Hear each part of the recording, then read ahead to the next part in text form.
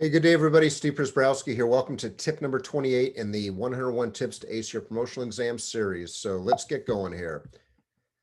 As a reminder, my website, code3firetrain.com, is a free stuff link with lots of great free information on there. So check it out when you get a chance. And also, this series is based on the 101 Tips to Ace Your Promotional Exam book that I was very fortunate to have Fire and Training Books and Videos recently published. So available on their website as well as mine. And in the green box on the left, you got a 25% off code. What's wrong with that? Firefighters love discounts, as do I. So let's talk on a little bit about this tip here. Now, this is tip 28. In the previous tip, number 27, we discussed talking to those already in the position that you aspire to. So if you're a company officer, captain, and you want to become a battalion chief, get your butt out there and start talking to battalion chiefs. Talk to battalion chiefs, your shift battalion chief, the other shift battalion chiefs, maybe that working on a 40-hour week at admin, heck, battalion chiefs of other organizations.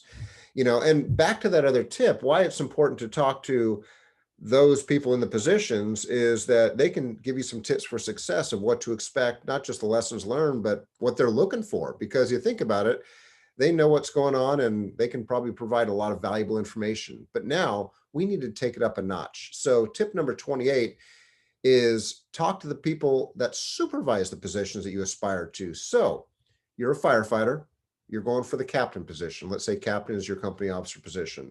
So you're a firefighter going for captain. Definitely the previous tip 27 said, go talk to the captains. They're doing the job. They've done the job you want. Now I suggest take it up a notch. This was some wise advice from a mentor of mine. When I was a student firefighter with the Oakland Fire Department back in 92, 93, one of my captains was, lieutenants, company officer was Lieutenant Jim Edwards. Lieutenant Jim Edwards was an awesome mentor, awesome role model. He was one of those guys that I knew was going places. I mean, he retired out as deputy chief of operations with the Oakland Fire Department, like the second in command position.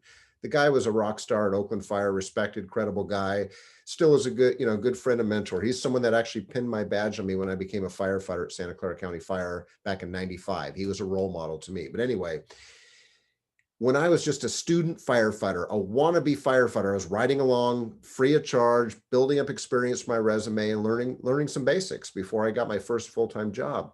I was seeing a lot of action with Oakland Fire, but his point was that he'd sit down and mentor me all the time. He was awesome in that capacity because he knew I was wanting to go places. And that's good. He took me under his wing and he didn't just blow me off of, hey, kid, you got to become a firefighter first. He knew I wanted to be a company officer and a chief officer, but he was very supportive. And one of his best pieces of advice was, Steve, as you're preparing in the future, obviously I got to get hired as a firefighter first. I obviously got to do my time, pay my dues. But he goes, when you start looking for that company officer badge, which is usually the first promotion in most departments, he goes, when you start going for the captain's test, he goes, don't just prepare for the position, prepare for the position above, the one that supervises that spot. And I wasn't understanding. He goes, let's say you're a firefighter driver and you're going for captain. Definitely talk to the captains because they'll give you great advice because they've passed the test. They've done the job you want. Go to the ones above. And I'm like, why would I also go to, say, battalion chief if I'm testing for captain? He goes, think about it this way. Well, the battalion chiefs, they've already done the job more than likely that you want to have. Okay, that makes sense. He goes, plus think about who's going to be on your promotional process. I go, huh? He goes, think back to when you're testing for firefighter. So if you're testing for captain, you may have a captain on the oral board, but you're probably going to have people a rank above because it's usually one rank above or more that supervises that position. So if you're going for a battalion chief's test, the battalion chief raters on the promotional process are maybe battalion chiefs, but more than likely probably deputies, divisions, assistant chiefs. He goes, those are the ones that are supervising that position that you want. They can tell you obviously some good success tips, some good suggestions, because they probably sat on oral boards or sat on promotional processes. Plus, find out what they're looking for, because if that's going to be your new boss, you better find out very early what your future boss wants of you. He goes, think about it this way. Plus, if you become a captain, you may have to act up as a battalion chief at some point. Good point. So by talking to the people that are in one position above, you get to realize what their pet peeves are, what they're looking for, which is probably a low maintenance person.